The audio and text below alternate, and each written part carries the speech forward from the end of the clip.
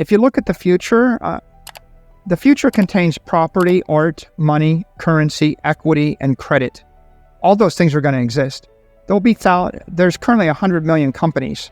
As long as there are 100 million companies, there's going to be equity in the companies, whether it's Apple stock or Amazon stock, right?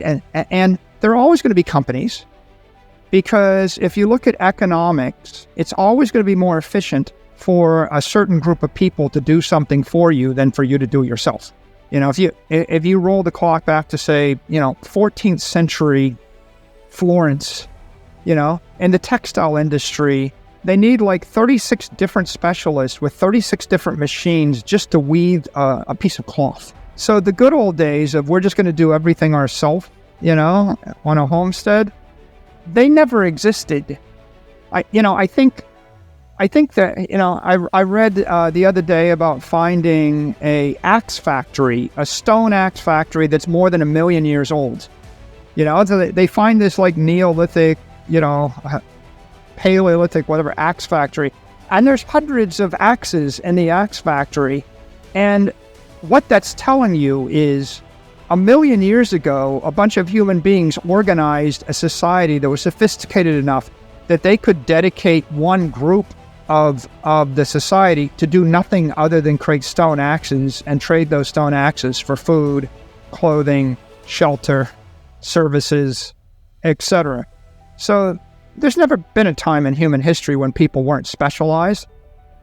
We're going to have companies, and if you're going to have companies, you're going to have equity. The question is, do we monetize the equity, or does the equity trade at its fair value based upon the cash flows that the corporation could generate?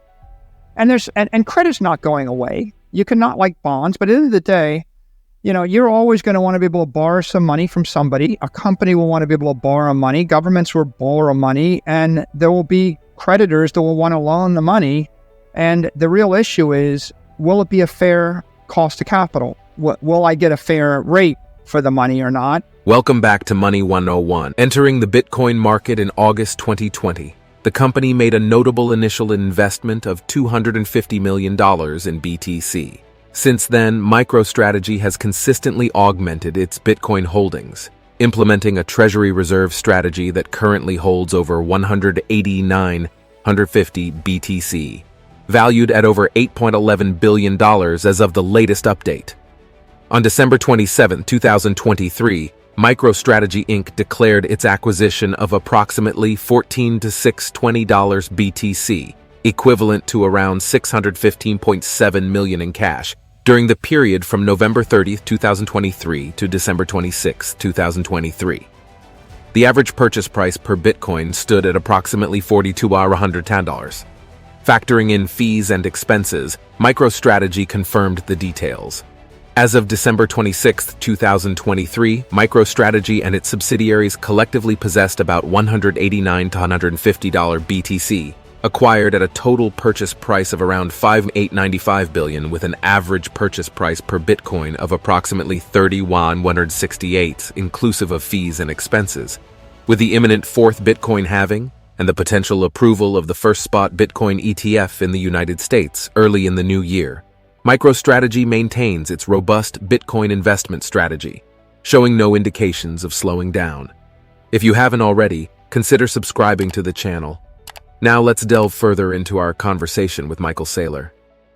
I think that, fire is the same thing. I mean, you're not going to let 8-year-olds use fire the way that you would let an aeronautical engineer use fire, or the way you would let, even your campfire instructor, or your survival training instructor use fire. So they're all different. And gold is a monetary protocol formed over thousands of years, and it was used across lots of different nations and lots of different cultures. Some nations use it better than others, right? The Aztecs, the Incas didn't use gold so much as a monetary protocol. The Spaniards did. They thought they were winning when they used it. They had lots of chaos and the way that they used it. There are people that have used the protocol effectively, but there are ways that the protocol has been twisted. I think the one takeaway from all of this, though, is these protocols are much more powerful to the extent that you believe they'll maintain their integrity over long periods of time. And at the point that people start to lose faith in the protocol, if the number 2 means 4 and the number 4 means 8, think about the chaos. Like, think about how many machines and how many computer programs break if someone redefines 4 to be 2 or plus to be minus or certain rules, right? And I think when Bitcoin is seen as that long-term protocol, we can create economic machines. And there's this debate in the community, but most of the community debate is Bitcoin developers that actually want to change, change the core protocols. They have ideas for how to make it more functional and more performant. But really, I think that Bitcoin has already offered us the ability to create $100 trillion economy without changing any of the protocol. And you have this interesting trade-off, which is the more you screw with the underlying protocol, the more you interfere with the rest of the economy and all of, layer 2, layer 3, layer 4, layer 5. So let me change subjects to one other point, which is I think there's a lot of debate because of people's vision of what Bitcoin should be. For example, cryptocurrency has saddled the entire industry with so much baggage, because if you believe that Bitcoin is a digital currency, you immediately put yourself in opposition to nation states, banks, political currencies, governments, laws, etc., and you're by necessity a rebel. Because to be able to use Bitcoin as a currency, you have to actively break laws or topple regimes, and that's a very combative view of the world. If you actually conceptualize Bitcoin as property, or money, if money is collateral that backs the currency, then you actually have a very peaceful resolution to this problem. I'm going to hold my money as a store of wealth. And Bitcoin competes with property or gold as a store of wealth, or it competes with stock portfolio as a store of wealth. And I'm going to make that my savings account or my savings portfolio. And then my checking account, my medium of exchange, is going to be the currency dictated by the regime where I live, whether it's Venezuela or Argentina or the US or China or whatever. And when you just divide those two and you say Bitcoin is money, but is not currency, then all of a sudden, you realize that you're competing against other stores of value, and really your crusade every day is to convince people to store their wealth in Bitcoin instead of art, real estate, gold, S&P indexes, bond funds, etc. And you can have a completely neutral view toward tax law, legal tender, political laws, customs, tariffs, capital controls, price controls, trade controls, wars, ideologies, religions, right? Politicians, right? The entire work. So I definitely think it's so much more constructive to think of it as property than currency.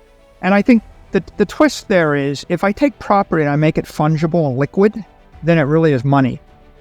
And it's capital, right? So Bitcoin, if you think of Bitcoin as digital capital, digital money, or digital property, held for the long term as collateral against a local currency, and then you say, as a citizen of the world, I'm going to swap into whatever currency I need to spend wherever I am, then you found a peaceful resolution to the question of, do we have to be martyrs or can we be winners? And I've said a lot, I'd rather be a winner than a martyr.